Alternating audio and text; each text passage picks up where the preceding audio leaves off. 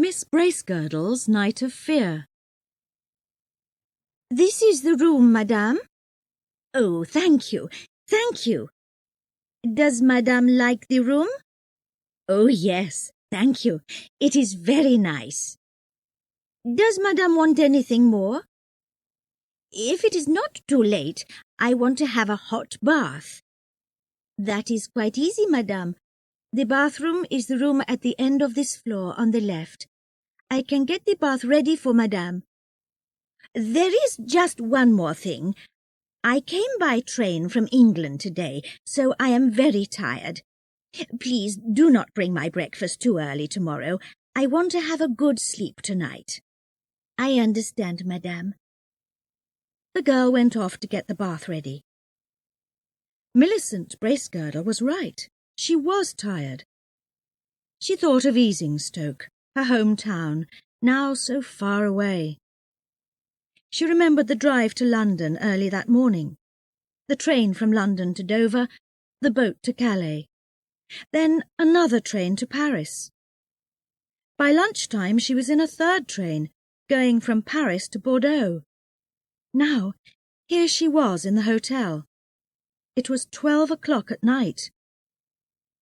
Why was she here in southwest France of all places? It was all because of Annie, her younger sister. Annie usually lived in South America. Earlier in the year, Annie got ill, and now she was to have a holiday in Europe. Miss Bracegirdle's brother could not come to meet Annie off the boat. He had too much work to do in Easingstoke. So Miss Bracegirdle was the only other person. The ship is going to arrive in Bordeaux tomorrow, thought Miss Bracegirdle, and I am going to see Annie again after all these years. This was Miss Bracegirdle's first visit to France. She did not usually take holidays away from home. Luckily, she spoke a little French. It is not so difficult to live in France, she thought. The thing to understand is that it is quite different from Easingstoke. She took her things one by one out of her bag and put them away carefully. She thought about her home in Easingstoke, with flowers in all the rooms and photographs of the family. She thought about her poor brother, working so hard. She felt a little sad, but only for a minute. Her time in France was to be quite short. She was going to be home again soon. Now she must get a good night's sleep. But first, that hot bath. She took off her day things and put on her nightdress. Then she picked up her washing things and went to the bathroom, closing her bedroom door quietly. She lay in the hot water and thought about the nice young girl in the hotel getting her bath ready. People in this hotel were very friendly, always ready to help. There was so much she wanted to tell her brother when she got home. She got out of the bath and put on her nightdress again. She cleaned the bath very carefully. She did not want French people to think that the English were dirty. Then she left the bathroom and went back to her bedroom. She went in quickly, put on the light and shut the door. Then one of those unlucky things happened. The handle of the door came off in her hand. She tried to put the handle back on the door, but she could not. How do I do it? She thought. It is going to be very difficult to open the door now. Do I ask that nice girl to come and help me? Perhaps by now she is in bed. She turned away from the door, and suddenly she saw something much, much worse than the door handle. There was a man in her bed. She took one look at his thick black hair and his big black moustache, and immediately felt quite ill with fear. For a minute or two she could not think. Then her first thought was, I must not scream. She stood there, but she could not move. She just looked at the man's dark head and the big line of his back under the bed things. She began to think very quickly. Her next thought was, I'm in the wrong room. It is the man's room. She could see his jacket and trousers lying on a chair, and his big black shoes on the floor. She must get out quickly. But how? She tried again to open the door with her fingers, but she could not. Here she was, shut in a hotel room with an unknown man, a Frenchman. She must think. She must think. She turned off the light. Perhaps with the light off, he is not going to wake up, she thought. That gives me more time to do something.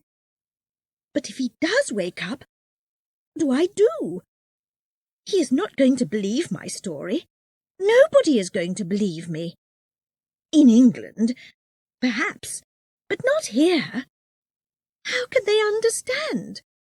So I must get out of this room. By waking him? By screaming? By calling the young girl? No, it is no good. If I scream or call out, people are going to come running immediately. And what do they find? Miss Bracegirdle from Easingstoke in a man's bedroom after 12 o'clock at night. Just think of all the talk back home when my friends hear about that. And if I climb out of the window? She thought of the big hairy man pulling her back by the legs as she tried to get out. He could wake up at any minute. She thought that she heard somebody going past outside the door, but it was too late to scream now. Suddenly she had an idea. It was now nearly 1 o'clock in the morning. Perhaps the sleeping man was not dangerous. At 7 or 8 o'clock he must get up and go out to work. I can get under the bed and wait there until he goes. Men never look under the bed. When he sees the door handle on the floor, he is going to open the door with something or call the girl to come. Later, I can come out from under the bed and go quietly back to my room. Nobody is going to know. She lay down on the floor and got under the bed. No sound came from the man above her, but from down here it was difficult to hear anything. She tried to think of her nice little bedroom in Easingstoke, with its nice white bed. But the floor was getting harder every minute. She tried to think what her room number was. 115? Or was it 116? She was always bad at remembering numbers. She began to think of her school days and the interesting things she learned then. Suddenly, she felt that she was going to sneeze. She could not stop it. The sneeze came, a long, hard one. This is the end of me, Miss Bracegirdle thought. Now this Frenchman is going to jump out of bed and turn on the light. Then he is going to look under the bed and pull me out. And then... What can I do then? I can scream if he puts his hands on me. Perhaps it is better to scream first, before that happens. If not, he can put his hand over my mouth and stop me from screaming. But no scream came out of her mouth. Her fear was much too strong. She stayed very quiet and listened. Was he going to hit her? With one of those heavy shoes, perhaps? But nothing happened. Miss Bracegirdle suddenly knew that she could not stay under that bed a minute longer. It was better to come out, wake up the man, and tell him everything. With difficulty, she got out from under the bed and stood up. She went over to the door and put on the light.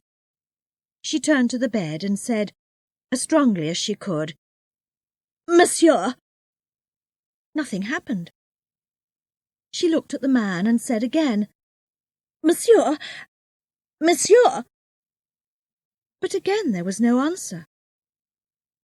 She went closer to the bed. His hair and moustache were very black, but his face had no colour in it. His mouth was open, but his eyes were shut. Then, for the third time that night, Miss Bracegirdle nearly died of fear. Suddenly her legs felt as weak as water. She nearly fell down, because the man in the bed was dead. It was the first time that she stood face to face with a dead person, but there was no mistake. The man was dead. Miss Bracegirdle could only say, "He's dead. He's dead." Her difficulties now were not important. She began to feel sorry for him, lying here dead in a hotel room. But a sudden sound broke into her thoughts. Somebody outside the door put down some shoes. The shoe-cleaning boy. She heard the sound of his feet die away and remembered where she was. To be in an unknown man's bedroom was bad, but to be in a room with a dead man was much, much worse. If they found her here, people were going to think she killed him. A picture came into her head. The police taking her off to the police station, asking her questions, shutting her away. And her sister arriving in just a few hours' time, too. She must get out of the room immediately. I cannot call for help now, she thought, fighting back her fear. Do something, Millicent. It is now or never. But what? She went round the room, looking for something to open the door with. She could find nothing. Finally, she picked up the man's jacket. Inside it she found a small knife. She took the knife and put it in the side of the door. Very slowly she turned the knife, and the door opened. She wanted to run out of the room immediately, but she stopped first and listened. Nobody was there. Feeling very afraid, Miss Bracegirdle shut the door quickly behind her and ran as fast as she could to her bedroom. She lay down on the bed, and the fear slowly began to leave her. All was well. But then she had another unhappy thought. The living fear came back. Her washing things were in there. They were lying there in the dead man's room, and her name was on them. To go back again now was far worse than the first time, but she had no choice. She could not leave her things lying there. If they find them, they are going to ask me how they got there, she thought. She had to go back. She went. She did not look at the bed. She quickly took her washing things and ran back again to her bedroom. Now that the danger was over, she suddenly felt very, very tired. She got into bed and put out the light. She lay in the dark, trying to forget her fears. Finally, she went to sleep. It was 11 o'clock when she woke up. The sun was high in the sky, and the fears of the night were far away. In the light of the day, it was all very difficult to believe. Miss Bracegirdle tried to think about other things. Finally, the young girl arrived to wake her up. Her eyes showed that she was excited. "Oh, madame," she said, "a very bad thing happened here last night. The man in room 117, he's dead.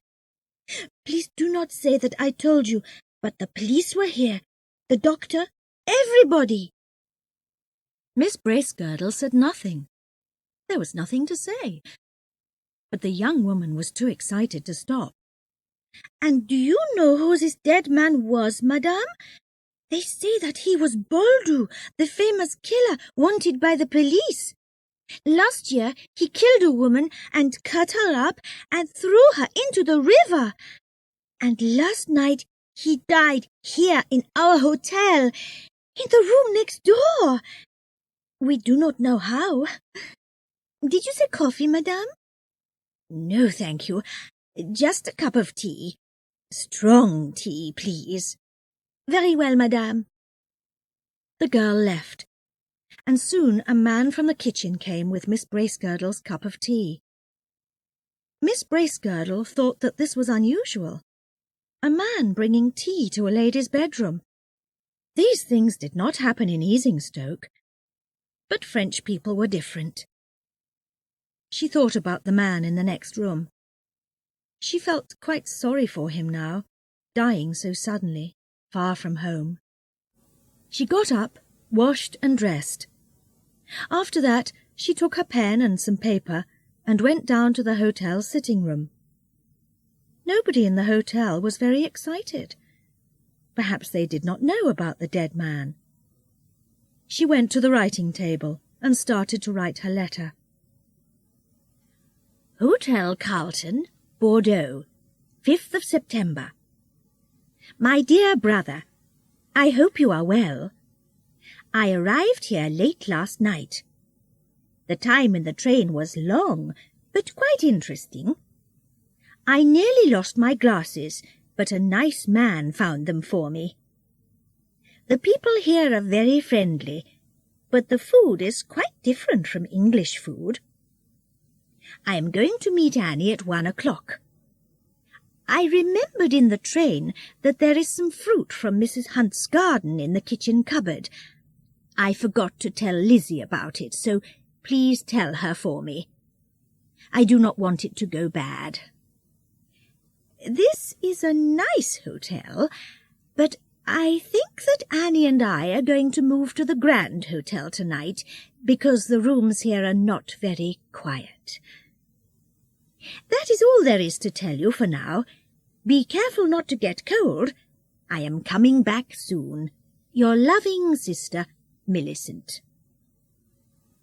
She could not tell her brother about last night, not in the letter, and not when she got home.